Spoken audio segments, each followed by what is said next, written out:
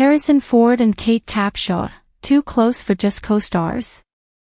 I never believed in on-set chemistry until I witnessed something that would forever change how I looked at Hollywood romances.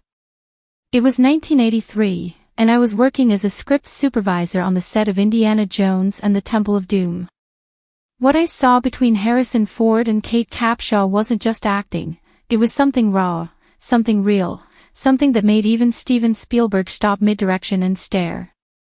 The first time I noticed it, Harrison was sitting alone during lunch break, his weathered fedora resting on the table beside him. Kate approached with 2 cups of coffee, and I watched as his entire demeanor shifted. The man who could command a room with Indiana Jones's swagger suddenly looked vulnerable. She handed him the coffee, and their fingers brushed for just a moment too long. "You know," she said softly, settling beside him, "my daughter asked me yesterday if Indiana Jones was as brave as her daddy." Harrison's laugh was different then, not the practiced Hollywood chuckle I'd heard in interviews, but something genuine, almost broken. "What did you tell her?" "I told her that some heroes wear fedoras, and some heroes just show up every day." I pretended to review my notes, but I couldn't look away.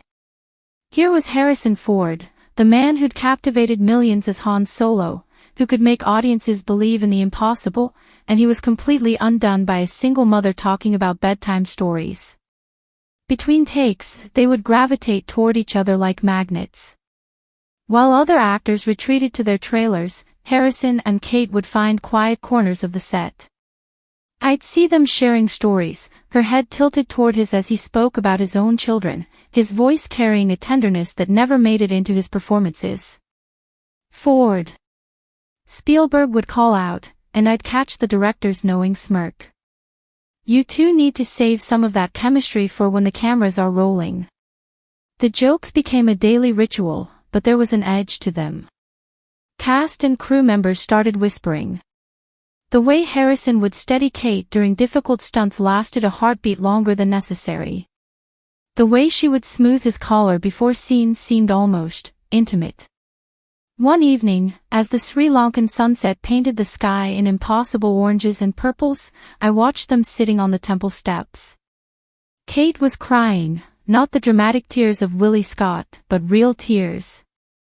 Harrison had his arm around her, and she was telling him about her divorce, about the fear of raising a daughter alone in Hollywood's unforgiving spotlight. "I don't know if I'm strong enough for this," she whispered. "You are," he said, his voice carrying absolute conviction. "You're the strongest person I know." When the cameras rolled the next day, their scenes together were electric. The chemistry between Indiana Jones and Willie Scott transcended the script, the characters, everything. Spielberg barely had to direct them, they moved around each other like dancers who'd rehearsed for years. But it was the moments between action and cut that revealed the truth. The way Harrison's hand would linger on Kate's back. The way she would catch his eye and smile, not Willie's petulant smile, but Kate's real, radiant smile that transformed her entire face. The rumors started spreading like wildfire through Hollywood. Entertainment reporters began sniffing around the set. During one particularly intrusive interview, a journalist cornered them together. "So, Harrison, Kate, there seems to be quite a bit of chemistry between you two. Any truth to the romance rumors?" I watched Harrison's jaw tighten, saw Kate's fingers unconsciously reach for his hand before catching herself. The silence stretched like a taut wire. "Kate's a wonderful actress and an even better friend," Harrison said finally, his voice steady but his eyes betraying something deeper. "That's all there is to it." Kate nodded, but I caught the flicker of something, disappointment. Relief, across her face. "Just very good friends," she echoed. "But friendship doesn't explain what I witnessed on the last day of shooting." As the crew wrapped up, I saw them standing apart from everyone else, having what looked like an intense, private conversation. Kate was shaking her head, tears streaming down her face. Harrison reached for her, and for a moment, I thought he might kiss her.